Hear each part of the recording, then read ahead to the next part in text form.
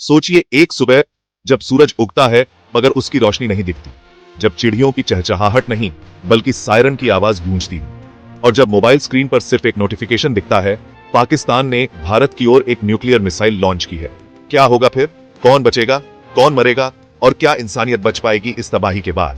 आज का वीडियो है एक हाइपोथेटिकल लेकिन बेहद खतरनाक कल्पना पर आधारित। हम जानेंगे कि अगर पाकिस्तान भारत पर न्यूक्लियर अटैक करता है तो 5 मिनट से लेकर 50 साल बाद तक की स्थिति कैसी होगी। यह सिर्फ एक कहानी नहीं, यह एक चेतावनी है। भारत और पाकिस्तान का इतिहास कभी शांत नहीं रहा। 1947 में बंटवारे के बाद से ही दोनों देशों के बीच तनाव बना रहा। 1947, 1965, 1971 और फिर 1999 में करगिल युद्ध।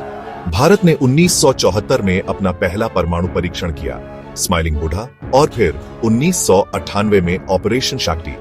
इसके जवाब में पाकिस्तान ने 1998 में चगाई-1 और चगाई-2 परीक्षण किए। तब से दोनों देशों के पास न्यूक्लियर ताकत है, लेकिन एक बड़ा फर्क है, भारत की नीति है नो फर्स्ट यूज, यानी पहले हम कभी नहीं मारेंगे। पाकिस्तान की नीति है फर्स्ट यूज पॉसिबल, अगर उसे लगे कि भारत हमला कर सकता है। भारत 160 से ज्यादा परमाणु हथियार, अग्नि सीरीज मिसाइलें, अग्नि वी की रेंज 5000 से ज्यादा किलोमीटर, एयर, लैंड और सबमरीन से लॉन्च करने की क्षमता, पूरी तरह से सक्षम मैसिव रिटेलिएशन डॉक्ट्रिन के लिए। पाकिस्तान 165 से ज्यादा परमाणु हथियार, शहीन, गजनावी जैसी मिसाइलें, टैक्टिकल न्यूक्स जो बैटलफील्ड पर इस्तेमाल हो सकते हैं, पॉलिटिकल इंस्टेबिलिटी जो किसी गलत निर्णय को जन्म दे सकती है। सुबह 6:27 पर एक पाकिस्तानी न्यूक्लियर मिसाइल अपने टारगेट की ओर बढ़ती है, नई दिल्ली। मिसाइल का नाम है शाहीन-3, 2000 किलोमीटर की रेंज। 6:29 पर रेडार उसे डिटेक्ट करता है, अलार्म बजते हैं, दिल्ली का आसमान सायरनों से गूंज उठता है।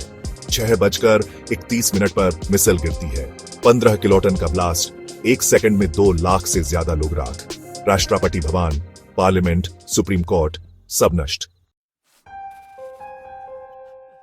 2 से 4 किलोमीटर का इलाका वेपोराइज हो जाता है, बिल्डिंग्स, व्हीकल्स, लोग, कुछ भी नहीं बचता। रेडिएशन चारों तरफ फैलती है, हॉस्पिटल्स फुल हो जाते हैं, पावर ग्रिड्स फेल हो जाते हैं, पैनिक, भगदड़, चीखें हर तरफ सुनाई देती हैं। नो फर्स्ट यूज का मतलब यह नहीं कि हम जवाब नहीं देंगे। भारत की सबमरीन INS अरिहंत तैयार है, एयरफोर्स के पास स्टैंड बाय मिसाइल्स हैं और ग्राउंड लॉन्चर्स भी सक्रिय हैं। 6:50 पर भारत एक साथ 30 से अधिक न्यूक्लियर मिसाइल्स लॉन्च करता है।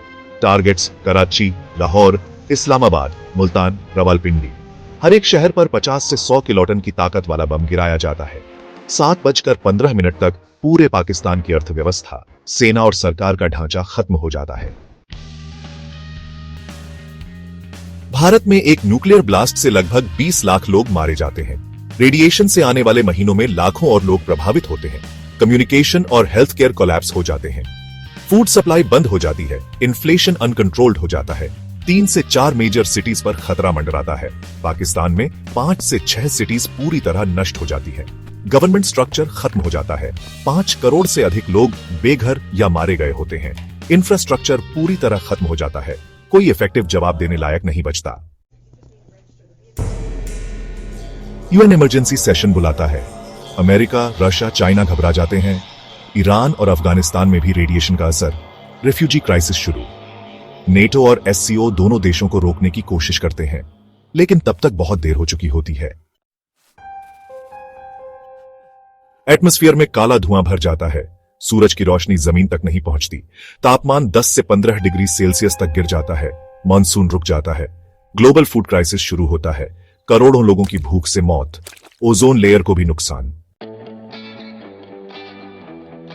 5 साल बाद इंडिया और पाकिस्तान दोनों आर्थिक रूप से पीछे। रेडिएशन रिलेटेड बीमारियों में बेतहाशा बढ़ोतरी, लाखों अनाथ बच्चे, इंटरनेशनल सैंक्शंस। 10 साल बाद कुछ रीबिल्डिंग शुरू, लेकिन समाज डिवाइडेड। मेमोरी ऑफ वॉर अभी भी ताजा। कुछ शहर रिडेवलप हो चुके, लेकिन स्कार्स बाकी हैं। 50 साल बाद नई पीढ़ी शायद शांति की बात करे, लेकिन इतिहास का वो खून फिर कभी मिट नहीं पाएगा।